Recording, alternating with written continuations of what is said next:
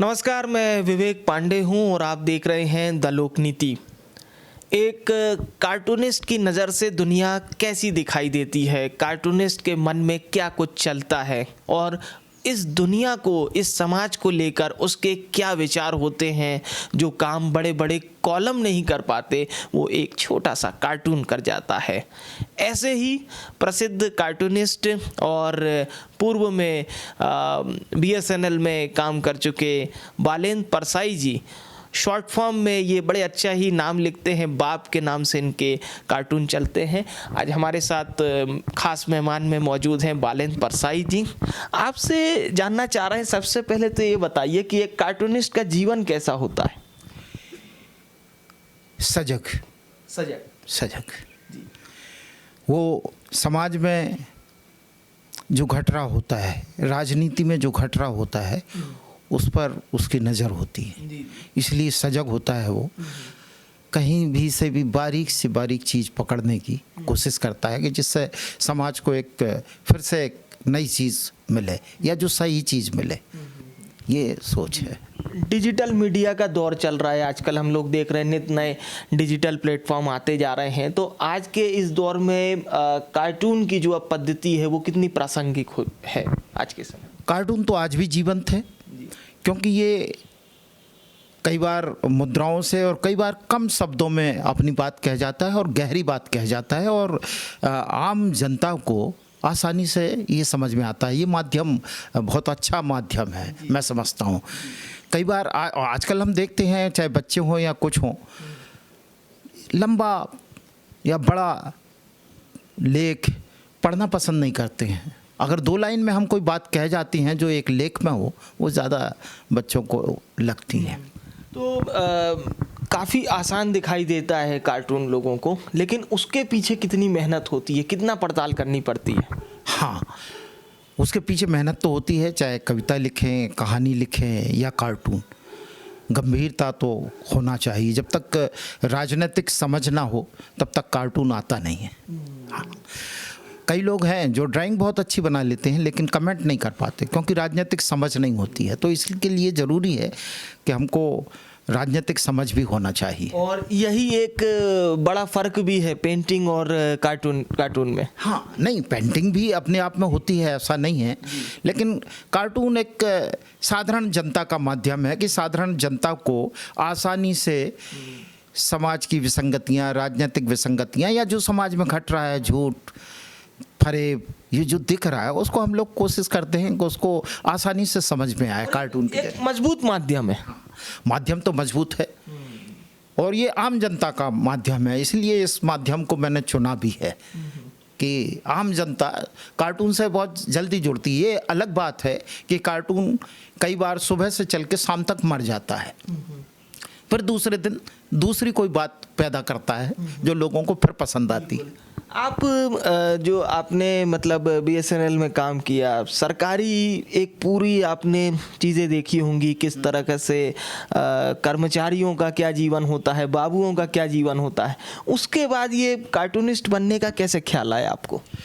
मैं आरंभ में तो कविताएं लिखता था, फिर बीच में मुझे लगा कि कविताओं से ज़्यादा मैं कुछ लाइनें खींचा करता था, तो लगा कि कार्टून में बनाऊं। और कार्टून में देखता भी था, मैं प्रभावित होता था शंकर से, R.K. लक्ष्मण से, काक से, उन दिनों मारियो मिरांडा के बड़े बड़े वैसे कार्टून, और बाल ठाकरे के भी मैंने कार्टून देखे हैं। तो कहीं ना कहीं मन में उस समय ये रहा होगा या उस तरह से, तो वो मुझे आसान लगा कार्टून।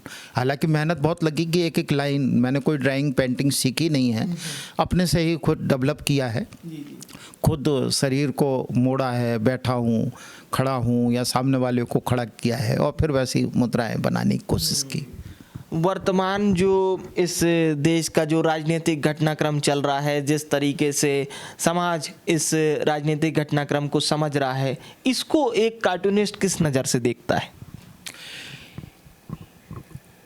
मेरे लिए अगर कहूँ तो कार्टून का मसाला ये जो मोदी सरकार जब से आई है बहुत ज़्यादा मिल रहा है। अच्छा। हाँ, इतना ज़्यादा मिल रहा है कि कई बार ये तय करना पड़ता है कि इनके बयानों पे ऊट पटांग बयानों पर लोगों को सच्चाई दिखाते हुए कार्टून बनाए। तो कार्टून की मसाला तो बहुत है, लेकिन दुख इस बात का है कि ये सरकार जनता के प्रति बिल्कुल गंभीर नहीं है। ये तकलीफ होती है कि ना शिक्षा है, ना रोजगार है, अर्थव्यवस्था गर्त में जा रही है।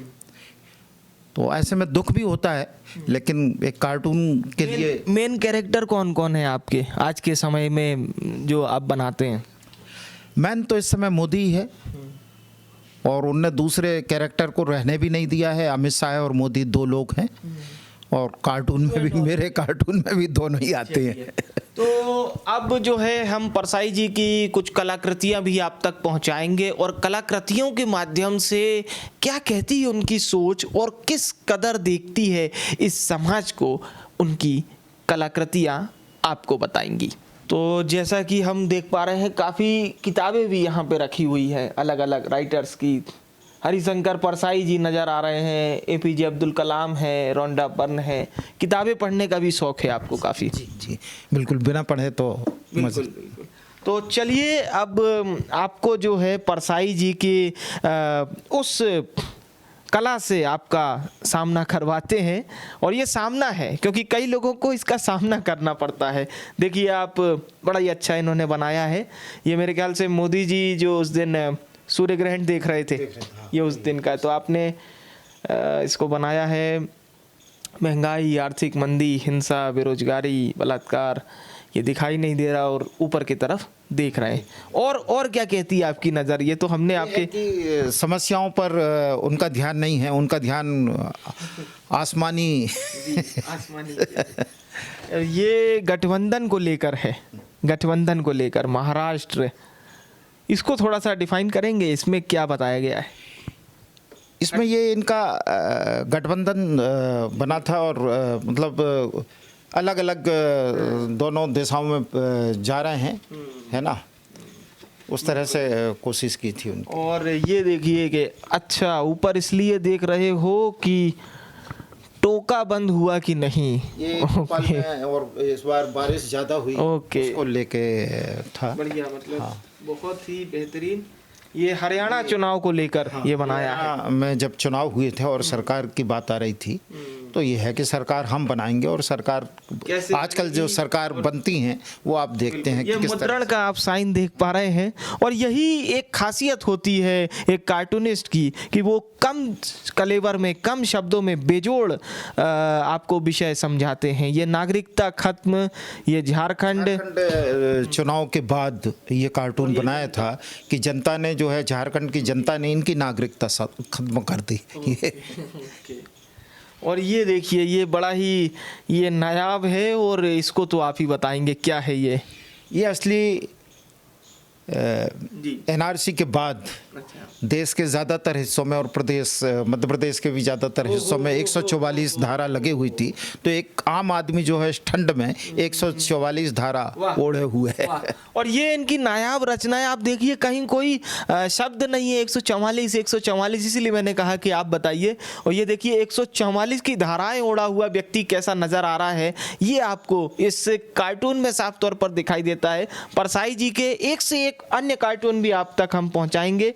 ये देखिए, ये एक दूसरा कार्टून है। इसमें क्या लिखा है कि नागरिकता कानून से भारतीय मुस्लिमों का कोई लेना देना नहीं है। शाही इमाम, जामा मस्जिद, दिल्ली। और ये शाही इमाम है या शाह के इमाम? वाह वाह वाह, बहुत। और यहीं पर हमें यह भी ध्यान देना होता है कि देखिए, हम कई बार कार्टूनिस्टों की जो जीवन है उसको सिर्फ चित्रों में समझते हैं, लेकिन देखिए यहाँ पर जो शब्द लिखे गए हैं, जो शब्द कितने गूढ़ शब्द हैं और कितने आसान भाषा में समझाए गए शब्द हैं। और देखिए क्या लिखा है, गांधी मार्ग यह आम रास्ता नहीं है। और पीछे पीछे आपको जो है यहाँ पर बापू नज़र आ रहे हैं, और दूसरी तरफ ये मेरे ख्याल से आरएसएस के चीफ हैं, मोहन भागवत है ना।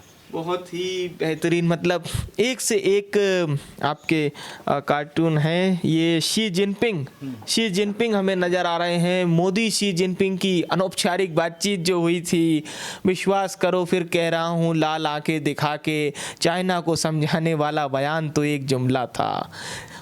ये मेरे ख्याल से कन्याकुमारी में जो उनकी मुलाकात हुई थी और अनौपचारिक मुलाकात उसे बताया गया था, उसको लेकर था। जब आ रहा था और ये अच्छा, ये राजनाथ जी गए थे फ्रांस और ये नींबू मिर्ची भी हमने बड़ी अच्छे से लगाई है। उन्होंने ओम और उस समय लिखा था और नींबू मिर्ची इसलिए लगाई। ये लोग देश को क्या प्रेरणा देंगे जो नींबू मिर्ची और न जाने क्या क्या रखते हैं। मोदी जी कह रहे हैं 2017 में कहा था, एक बयान दिया था और 19 में उन्हीं के मंत्रिमंडल के गृह मंत्री जो हैं वो बिल्कुल बिल्कुल नींबू मिर्च लगा रहे हैं रफाल में। तो ये दो चीज़ें, मतलब व्यंग की भाषा में समझिए इसको, जो है अलग अलग कलेवर में समझिए, तो आपको वो समझ में आएगा कि भाई कार्टून जनता से आखिर क्या कहना चाह रहे हैं, जनता से किस तरह से मुखातिब होते हैं। ये आपको परसाई जी की चित्र, परसाई जी की कलम बता रहे हैं। ये देखिए शौचालय पर ये भारी भीड़ लगी है। जो सार्वजनिक शौचालय होते हैं उनमें भीड़ है, उसमें एक व्यंग किया गया है कि देखना फिर किसी सिरफरे का बयान आ जाएगा कि अर्थव्यवस्था मजबूत है। इसका मतलब जो है कि लोगों के पेट भरे हुए हैं इसलिए वो निस्तार को जा रहे हैं। देखिए इतने बड़े बड़े लेख लिखे जाते हैं, उसको आप एक चित्र के माध्यम से समझिए। ये ईवीएम है, ये ईवीएम है। दिल्ली में आदर्श चुनाव आचार संहिता लागू, क्या हुक्म है मेरे आका। तो ये फोटो में आपको नजर जो आ रहे हैं जी, वो समझ जाते हैं लोग कि किन के जरिए ईवीएम। बाप की जो नज़र है वो सब देख रही है और सब आप तक पहुंचा रही है। देखते हैं अब बात आ गई विकास की। ये एक ऐसा शब्द है जो 2014 के बाद मेरे को लगता है सबसे ज़्यादा कहा जाने वाला शब्द में आना चाहिए, विकास। ये मुंबई में जब मेट्रो लाइन के लिए जंगल काटे जा रहे थे उस समय का है ये। आरे कुआरी से मोदी है तो मुमकिन है, और बाप की नज़र से देखिए ये कार्टून, बहुत ही उम्दा कार्टून। और आरी से, और ये विकास जो है ये आरी बन गया है, मोदी है तो मुमकिन है। आरे में जो वृक्षों की कटाई को लेकर बहुत बड़ी रिपोर्ट आई थी कि मेट्रो का संचालन वहाँ से किया जाना है, उसको लेकर इन्होंने ये कार्टून बनाया था। इसके बाद विजयादशमी की शुभकामनाएं। आजकल हमें अच्छाई पर बुराई की, सत्य पर असत्य की जीत के जश्न मनाने की आदत भी डाल लेनी चाहिए। तो आज का माहौल है। इसको आपने शब्दों के माध्यम से जो है पलटा है, या यूँ कहें कि जो शब्द हैं उसी को दिखाने की कोशिश करी है। आइए अब देश का गणित देखते हैं। देश का गणित क्या कहता है? न्यू फॉर्मूला, असहमति अभिव्यक्ति इनटू खुली सोच खुली सोच माइनस अंधभक्ति बराबर देशद्रोही। तो गणित के जो छात्र हैं और गणित के जो प्रोफेसर हैं वो अगर इस वीडियो को देख रहे हो तो जरा ये देश का नया गणित भी समझिए। चिट्ठी पर एफआईआर की बात जो हुई थी उस समय की बात है। एफआईआर की खुली चिट्ठी पर इन्होंने ये बनाया था। और ये देखिए ये कश्मीर के 55 दिन, अब तो मेरे ख्याल से और ज़्यादा दिन हो गए। अच्छा, जब 55 दिन पे आप हाँ, तब उस समय ये स्थिति थी देश की। तो चाबी किसके पास है ये मेरे ख्याल से अभी तक पता नहीं चल पाया है। तो परसाई जी के खजाने में इतने सारे कार्टून हैं कि दिखाते दिखाते हमारा जो शो है वो और बड़ा हो जाएगा। लेकिन मैंने कुछ दो और इनके खास कार्टून दिखाए हैं, दिखाने की आपको कोशिश करता हूँ। प्लीज़ नो मॉब लिंचिंग, ये विजयादशमी में बनाया था। थोड़ा सा इसको तो आप ही बताइए। ये दशहरे पे रावण को जो जलाने की, मारने की हमारे यहाँ परंपरा है। तो इस बार इतनी मॉब लिंचिंग हुई है देश में कि अब रावण भी कहने लगा कि प्लीज़ नो मॉब लिंचिंग के। बाकी आप और चलिए, तो ये अब यहाँ पर हम करते हैं इस कार्टून श्रृंखला कहना ज़्यादा उचित है, कार्टून श्रृंखला का समापन। लिखा है लोक साधना में लीन, कृपया व्यवधान ना उत्पन्न करें। कौन है हम नहीं बताएंगे। देखिए, तो वाकई में ये काफ़ी जो भी आपने सारे कार्टून देखे अलग अलग, अंत में परसाई जी से बस दो शब्द लेना चाहता हूँ।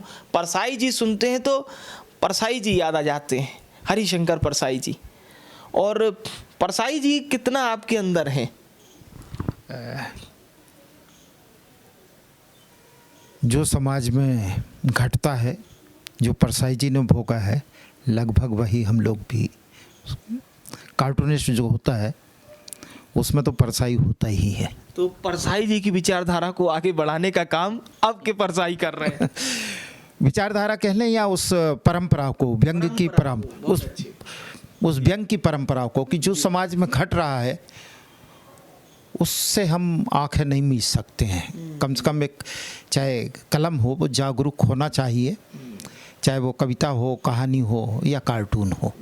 बात जनता की होना चाहिए, आम आदमी के सरोकारों की बात होना चाहिए। तो जैसा कि परसाई जी ने कहा कि बात जनता की होना चाहिए, आम आदमी के सरोकारों की होना चाहिए।